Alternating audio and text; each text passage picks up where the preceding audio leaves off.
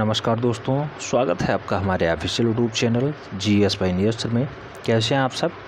मैं उम्मीद करता हूं स्वस्थ होंगे, मस्त होंगे, अपनी तैयारी में व्यस्त होंगे। बेटा, इससे पहले हम लोगों ने TGT PGT आर्ट के लिए जो है 11 टेस्ट पेपर दे रखे हैं। ये टेस्ट पेपर 12वां है। कितने प्रश्न आप लोगों के सही जाते हैं कमेंट के माध्यम से ज़रूर बताना है, क्योंकि प्रत्येक में 20 प्रश्न लिए जा रहे हैं और ये 12वां टेस्ट है। तो इस टाइप से अगर हम लोग बात करते हैं तो 240 प्रश्न आपके तैयार हो चुके हैं। मेरी जो रणनीति है उसे आप लोग समझते होंगे। अगर आप चैनल पे नए हैं तो चैनल को सब्सक्राइब कर लें, क्योंकि सटीक रणनीति के साथ यहाँ TGT आर्ट की तैयारी कराई जाएगी। तो परेशान बिल्कुल भी नहीं होना है। बहुत से लोग कंफ्यूज हैं कि TGT आर्ट और PGT आर्ट की योग्यताएँ क्या होती हैं। उस पर कल एक विस्तार से वीडियो आने वाला है, ठीक है। तो उसमें आज जो है सारी कन्फ्यूज़न दूर हो जाएगी कि TGT 2021 के लिए क्या योग्यता थी और PGT आर्ट में 2021 के लिए क्या योग्यता थी, ठीक है। तो योग्यता पे हम जो है अभी नेक्स्ट वीडियो में देखने वाले हैं। फ़िलहाल इसमें 20 क्वेश्चंस लिए गए हैं और 20 के 20 महत्वपूर्ण प्रश्न हैं, प्रीवियस ईयर से रिलेटेड हैं। तो कोई भी प्रश्न हल्के में नहीं लेना है। टेस्ट पेपर 11 में हमें लगता है क्वेश्चन नंबर 20 में कुछ दिक्कतें हैं, क्योंकि सबसे ज़्यादा कमेंट क्वेश्चन नंबर 20 पे ही आ रहा है। प्रश्न था एलिफेंटा गुफा किससे घिरी हुई है। तो मैं आपको बता दूं कि एलिफेंटा जो गुफाएं हैं मूल रूप से समुद्र तल में बनी हुई हैं, इसलिए चारों साइडों से समुद्रों से घिरी हुई हैं। ये मुंबई में स्थित है, मुंबई, ठीक है। तो मुंबई में स्थित है और समुद्र से घिरी हुई है, समुद्र से घिरी हुई है। गेटवे ऑफ इंडिया से 1 किलोमीटर की दूरी पे मात्र जो है एलिफेंटा की गुफा है। गेटवे ऑफ इंडिया से मात्र 1 किलोमीटर की दूरी पे जो है गुफा एलिफेंटा स्थित है। तो ध्यान रखना है, अगर उसमें कुछ गलतियां हो जाती हैं उसके लिए क्षमा चाहते हैं। हमें लगता है कि जो है पहाड़ी तो नहीं बता दिया गया आपको आंसर्स। एलिफेंटा गुफा किससे घिरी है? तो समुद्र से घिरी हुई है, ठीक है। चारों साइडों से समुद्र से घिरा हुआ है। और जो गेटवे ऑफ इंडिया है, आप जानते हैं मुंबई में स्थित है, क्योंकि वनडे एंट्रेंस में बहुत बार पूछा गया है कि गेटवे ऑफ इंडिया कहाँ स्थित है। तो गेटवे ऑफ इंडिया मूल रूप से आर्थिक राजधानी क्षेत्र मुंबई में स्थित है, ठीक है। तो वहीं से 1 किलोमीटर की दूरी पे मूल रूप से एलिफेंटा गुफा स्थित है, ठीक है। तो अगर गलती हो गई है तो उसे सुधार कर लीजिएगा, उसके लिए मैं क्षमा चाहता हूँ। बाकी आज के जो है 20 प्रश्न लिए गए हैं, 20 के 20 प्रश्न एकदम सही हैं, कहीं भी शंका नहीं होना चाहिए। अभी जस्ट हमने जो है कमेंट्स रीड किया तब जाके समझ में आया। कुछ क्वेश्चंस पे जो है बार बार कमेंट्स आ रहे थे, तो हमें लगा कुछ डाउट होगा, इसलिए हमने सोचा उसे क्लियर कर दिया जाए। सबसे लास्ट वाले पे आ रहा था, इसलिए हमने उसे उठाया है। अब आइए स्टार्ट करते हैं इसको। तो टेस्ट पेपर 12 और जो है बहुत ही महत्वपूर्ण प्रश्न है। पहला प्रश्न लिया गया है, सिंगरिया गुफा के चित्र किसकी चित्रकारी से मिलते जुलते हैं। तो वह कौन सी चित्रकारी है जिससे मिलान करता है सिंगरिया गुफा चित्र। ऑप्शंस हैं बाघ, अजंता, बादामी या फिर एलोरा। राइट आंसर क्या बन जाएगा बेटा? तो यहाँ पे अगर सिंगरिया की बात करें तो वो मेल खाता है अजंता गुफा से। राइट आंसर हो जाएगा Ajanta. C is the right answer. Note down करते हुए चलना है, जैसे आपको समझ में आए उस टाइप से आप नोट्स बनाते हुए चले। प्रश्न संख्या 2 की बात करते हैं। बाघ में कुल कितनी गुफाएं स्थित हैं। तो बाघ में टोटल गुफाओं की संख्या कितनी है? 10, 8, 9, 17। बेटा राइट आंसर क्या हो जाएगा? टोटल 9 गुफाएं स्थित हैं, इसलिए B is the right answer बन रहा है। नेक्स्ट क्वेश्चन नंबर 3 की बात करते हैं। 3 में पूछा गया है, कोटा शैली के चित्र प्रसिद्ध हैं। ऑप्शंस हैं पक्षियों का शिकार, रसिक प्रिया, पशुओं का शिकार या फिर रागमाला। तो कोटा शैली में मूल रूप से कौन से चित्र सबसे ज़्यादा फेमस हुए हैं? तो पशुओं की आखेट से संबंधित चित्र दिखाए गए हैं। पशुओं का शिकार दर्शाया गया है कोटा शैली के चित्रों में। राइट आंसर हो जा रहा है बी। कितने प्रश्न आप लोगों के सही जाते हैं कमेंट के माध्यम से ज़रूर बताना है। चैनल पर पहली बार जुड़ रहे हैं, चैनल को निश्चित रूप से सब्सक्राइब कर लें, बेल आइकन प्रेस कर लें, क्योंकि चैनल के माध्यम से विभिन्न प्रतियोगी परीक्षाओं की तैयारी कराई जाती है। आपने देखा अभी लेटेस्ट में जो है प्रावैधिक कला का पेपर हुआ है, उसकी पूरी तैयारी कराई गई। अभी लेटेस्ट में नया बैच चल रहा है, बहुत से बच्चे हमारे साथ जुड़ चुके हैं। अगर आप लोग भी TGT आर्ट की तैयारी पेड ग्रुप के माध्यम से करना चाहते हैं तो नंबर है, बहुत से लोग अभी देखें हम मैसेज कर रहे हैं कि सर नंबर बता दीजिए। नंबर है 7380 4640607 पे आपको एंट्री TGT-8 लिख के भेजना है। व्हाट्सएप मैसेज करिएगा, मैं बार बार कहता हूँ, टेक्स्ट मैसेज बहुत सारे आते हैं लेकिन रिप्लाई नहीं हो पाता है, तो व्हाट्सएप मैसेज करना है क्योंकि व्हाट्सएप पेड ग्रुप भी चलता है। ठीक है, तो आप इस नंबर पे संपर्क करके अभी भी डिस्काउंट का बेनिफिट ले सकते हैं और निश्चित रूप से आपकी तैयारी बेहतर हो जाएगी। प्रश्न संख्या 4 कह रहा है, अवनींद्र नाथ ने जिस छोटे से स्कूल की स्थापना की थी वह किस नाम से विख्यात हुआ? ऑप्शंस हैं Calcutta school, Bengal school, Patna school या फिर पुनरुत्थान काल। तो बेटा राइट आंसर क्या हो जाएगा? अवनींद्र नाथ ने मूल रूप से जिस स्कूल को बसाया था वह था बंगाल स्कूल। आप भी जानते हैं बंगाल से रिलेटेड हैं अवनींद्र नाथ टैगोर जी, वास तकनीकी के जनक माने जाते हैं। बंगाल स्कूल को कब इन्होंने बसाया? तो 1895 से 1920 तक लगभग बहुत ज़्यादा फेमस रहा है। 1895 से 1920 तक ज़्यादा फेमस रहा है बम्बई स्कूल। ठीक है, सॉरी बंगाल स्कूल, बम्बई नहीं Bengal school, right answer B हो जाएगा। अवनींद्र नाथ का संबंध किस स्कूल से है? बंगाल स्कूल से है, B is the right answer.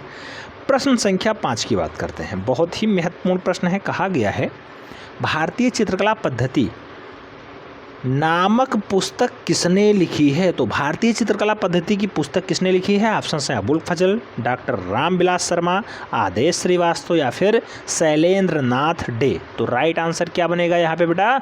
Shailendra Nath day ने भारतीय चित्रकला पद्धति नामक पुस्तक को लिखा था। राइट आंसर डी हो जा रहा है। नेक्स्ट क्वेश्चन नंबर 6 की बात करते हैं। पूछा गया है कला शब्द का प्रयोग सर्वप्रथम हुआ कहाँ पे हुआ? ऑप्शंस हैं रामायण में, ऋग्वेद में, महाभारत में या फिर अथर्ववेद में। तो कला शब्द का जो प्रयोग है वो सबसे पहले होता है कहाँ पे? ऋग्वेद में। सबसे पुराना ग्रंथ क्या है? ऋग्वेद। ऋग्वेद में ही कला शब्द का सबसे पहले प्रयोग भी आता है। राइट आंसर सी हो जा रहा है। प्रश्न संख्या 7 की बात करते हैं। पूछा गया है किस प्रसिद्ध चित्रकार ने हिमालय चित्रित किया है? हिमालय नामक चित्रण है, हिमालय में पर्वत श्रृंखला है, उसी को चित्रित किया गया है। ऑप्शंस हैं, चित्रकारों के नाम हैं सतीश गुजराल, NS बेंद्रे, सूजा या फिर निकोलस रोरिक। राइट आंसर क्या होगा?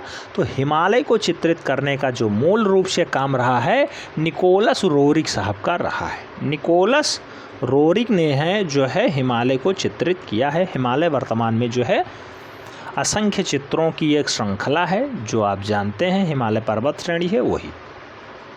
निकोलस रोरिक के कुछ महत्वपूर्ण चित्र और हैं, जैसे कि अरुणोदय,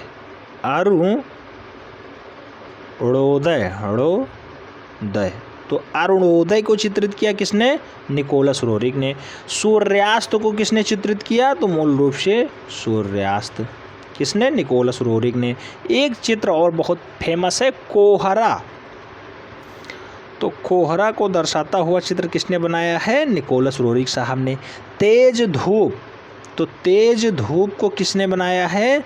तेज धूप नामक चित्रण भी निकोलस रोरिक ने ही किया है। और चांदनी रात्रि, तो चांदनी रात्रि को भी निकोलस रोरिक साहब ने ही बनाया है। चांदनी रात्रि के साथ साथ हिमालय की विभिन्न छवियाँ, यानी हिमालय के विभिन्न दृश्य एक साथ किसने जो है चित्रित किया है? निकोलस रोरिक साहब ने किया है। राइट आंसर डी बन रहा है। ठीक है, प्रश्न संख्या 8 की तरफ बढ़ते हैं। 8 में कहा गया है बंगाल शैली के चित्रकारों ने किस तकनीकी का प्रयोग किया? ऑप्शन हैं तेल, वाश, टेम्परा या फिर पेस्टल। तो राइट आंसर क्या हो जाएगा? वाश तकनीकी का प्रयोग सबसे ज़्यादा बंगाल शैली के चित्रकारों ने किया है, क्योंकि सबसे पहले अवनींद्र नाथ टैगोर साहब जो है वाश तकनीकी का प्रयोग स्टार्ट करते हैं और वो मूल रूप से बंगाल शैली के हैं, इसलिए बंगाल शैली में सबसे ज़्यादा वाश तकनीकी का प्रयोग बढ़ा है। राइट आंसर सी हो जा रहा है। प्रश्न संख्या 9 की बात करते हैं। पूछा गया है भारतीय चित्रकला की नवीन जागृति के पिता किसे कहा जाता है? बहुत महत्वपूर्ण है, डबल स्टार लगा लीजिएगा बेटा, पक्का छपेगा प्रश्न, कहीं ना कहीं आपको देखने को मिल जाएगा। ऑप्शंस है E.B. हैवले, अवनींद्र नाथ टैगोर, राजा रवि वर्मा, नंदलाल बोस। तो भारतीय चित्रकला के नवीन जागृति का पिता किसे कहा जाता है? जैसे भारतीय स्वतंत्रता आंदोलन के रूप में महात्मा गांधी को राष्ट्रपिता का दर्जा मिला था, ऐसे ही चित्रकला के क्षेत्र में नवीन जागृति का पिता का जो है दर्जा अवनींद्रनाथ टैगोर जी को मिला है। अवनींद्रनाथ टैगोर भारतीय चित्रकला की नवीन जागृति के पिता कहे जाते हैं। राइट आंसर सी हो जा रहा है। ठीक है, नेक्स्ट प्रश्न संख्या 10 की बात करते हैं। पूछा गया है दीन ये इलाही धर्म किसने चलाया था? ऑप्शन से अकबर, जहांगीर, बाबर, हुमायूं। आपके सिलेबस में जो है मुगल शैली के 4 बादशाह हैं, अकबर, जहांगीर, शाहजहां और औरंगजेब। इन चारों से खूब क्वेश्चंस बनते हैं। अब ये प्रश्न भी दीन ए इलाही धर्म से पूछा गया है, यानी राइट आंसर क्या हो जाएगा? तो अनपढ़ राजा अकबर ने दीन ए इलाही धर्म को चलाया था। राइट आंसर फर्स्ट हो जाएगा। नेक्स्ट प्रश्न संख्या 11 की बात करते हैं। बहुत ही अच्छा प्रश्न है। राजपूत पेंटिंग नामक पुस्तक के लेखक कौन थे? तो राजपूत पेंटिंग को लिखने का श्रेय किसे जाता है, ये पूछा गया है। ऑप्शंस हैं Basil Grey, Percy Brown, M S. Randhawa या फिर आनंद कौशिक कुमार स्वामी। तो आनंद कौशिक कुमार स्वामी ने राजपूत पेंटिंग को मूल रूप से छापा था, बनाया था। राइट आंसर सी हो जा रहा है।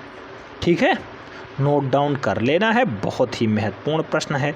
प्रश्न संख्या 12 की बात करते हैं। पूछा गया है देवी प्रसाद राय चौधरी कौन हैं? ऑप्शंस है चित्रकार, मूर्तिकार, गीतकार, इतिहासकार। कुछ लोग जल्दबाजी में होंगे, फटाक से ए राइट आंसर मार देंगे, लेकिन अगर ये लगाते हैं तो गलत हो जाएगा। देवी प्रसाद राय चौधरी जो है मूल रूप से सबसे अच्छे मूर्तिकार के रूप में विख्यात हुए हैं, प्रसिद्ध हैं। राइट आंसर सी बनेगा। डीपी राय चौधरी अच्छे लेवल के मूर्तिकार हैं। राइट आंसर सी हो जाएगा।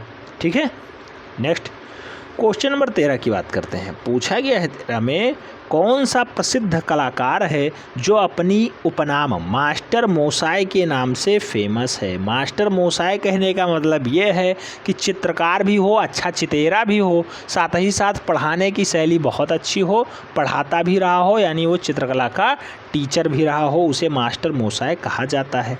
ऑप्शंस हैं अवनींद्रनाथ टैगोर, नंदलाल बोस, असित कुमार हल्दर या फिर शैलेंद्र नाथ मुखर्जी।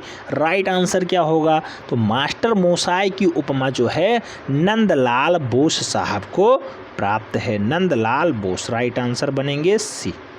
ठीक है, master Moshai, Nandalal Bose, C is the right answer. Next question number 14 की बात करते हैं। 14 में कहा गया है शेख फूल सूफी संत। शेख फूल सूफी संत किसने चित्रित किया? ऑप्शंस है मंसूर, अकारिजा, बिशन दास या फिर अब्दुल समद। तो राइट आंसर क्या हो जाएगा? शेख फूल सूफी संत जो है मूल रूप से एक चित्र है जो भारत कला भवन में रखा हुआ है। भारत भवन कहाँ पे है? तो मैं कहना चाहूँगा भारत भवन, कन्फ्यूजन दूर होना चाहिए। भारत भवन की बात की जाए, भारत भवन, तो ये मूल रूप से भोपाल में स्थित है, जबकि भारत कला भवन जुड़ जाए तो ये हो जाता है प्रधानमंत्री नरेंद्र मोदी का जो संसदीय क्षेत्र है वाराणसी। राइट आंसर होगा वाराणसी। तो भारत कला भवन में मूल रूप से क्या स्थित है? तो बनाया गया है शेख फूल सूफी संत का चित्र, वही भारत कला भवन में स्थित है। इसको बनाने का जो श्रेय जाता है बिशन दास जी को जाता है। Bishan Das is the right answer. D is the right answer. ठीक है, नेक्स्ट क्वेश्चन नंबर 15 की बात करते हैं। 15 में पूछा गया है मेवाड़ शैली का प्रमुख केंद्र कौन सा था? ऑप्शन है उदयपुर, जयपुर, कोटा, बूंदी, आजमेर। तो मेवाड़ शैली का मूल रूप से जो सबसे अच्छा केंद्र रहा है वो उदयपुर रहा है। राइट आंसर बनेगा फर्स्ट, क्योंकि मेवाड़ की राजधानी भी उदयपुर रही है और मेवाड़ में जो है उदयपुर में सबसे अच्छे अच्छे चित्र भी प्राप्त हुए हैं, इसलिए मेवाड़ शैली का सबसे ज़्यादा विकास उदयपुर में हुआ है। राइट आंसर फर्स्ट हो जा रहा है। नेक्स्ट क्वेश्चन नंबर 16 की बात करते हैं। आईने अकबरी के रचयिता कौन थे? ऑप्शंस हैं केशव, अबुल फजल, अकबर या फिर दशवंत। वो आईने अकबरी के रचयिता, आईने अकबरी को किसने लिखा है? तो अबुल फजल इसके राइट आंसर बनेंगे। सी इज द राइट आंसर। ठीक है, नेक्स्ट क्वेश्चन नंबर 17 की बात करते हैं। बहुत ही महत्वपूर्ण प्रश्न है। डोंगरा आर्ट गैलरी कहाँ है? ऑप्शंस हैं श्रीनगर, कांगड़ा, जम्मू या फिर चंबा। तो डोंगरा आर्ट गैलरी का मुख्य रूप से संबंध जो है वो जम्मू प्रांत से है। राइट आंसर हो जाएगा बी। नेक्स्ट क्वेश्चन नंबर 18 की बात करते हैं। पूछा गया है भीमबेटिका की खोज हुई थी। तो भीमबेटिका को किस सन में खोजा गया है? ये प्रश्न प्रीवियस ईयर का है, पूछा जा चुका है। ऑप्शंस हैं 1958, 1950, 1957, 1959। ये प्रश्न सभी का राइट आंसर बनेगा क्योंकि इसको पढ़ाया जा चुका है, कई बार प्रैक्टिस कराया जा चुका है। निश्चित रूप से 100% आपने राइट आंसर दिया होगा। 1958 में भीमबेटिका को खोजा गया था। First is the right answer.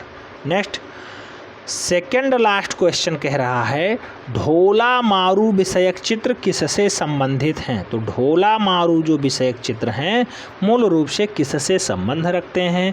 Options है जयपुर शैली, किशनगढ़ शैली, मालवा शैली या फिर मेवाड़ शैली। तो ढोला मारू का जो संबंध है वो मेवाड़ शैली चित्रण से है। राइट आंसर डी हो जा रहा है। लास्ट प्रश्न आता है कि वह कौन सा कलाकार है? बहुत ही फेमस प्रश्न है, ध्यान रखना है, बहुत ही फेमस प्रश्न है। वह कौन सा कलाकार है जो भैंसों के कलाकार के नाम से प्रसिद्ध है, यानी भैंसों का चितेरा कहा जाता है? तो राइट आंसर क्या हो जाएगा? ऑप्शंस हैं राम कुमार, गोवर्धन लाल जोशी बाबा, परमानंद चोयल या फिर मंजीत बाबा। राइट आंसर क्या होगा? तो भैंसों का चितेरा जो उपमा है वो परमानंद चोयल जी को प्राप्त है। परमानंद चोयल राजस्थान के एक बढ़िया और अच्छे चित्रकार हैं। भैंसों पे इन्होंने चित्रण किया था, इसीलिए इन्हें 1960 में जो है मूल रूप से राज्य ललित कला अकादमी का पुरस्कार भी मिल चुका है। 1960 में जो है राज्य ललित कला अकादमी का पुरस्कार भी मिल चुका है। राजस्थान के रहने वाले हैं, भैंसों का चितेरा कहा जाता है इन्हें, यानी परमानंद चोयल।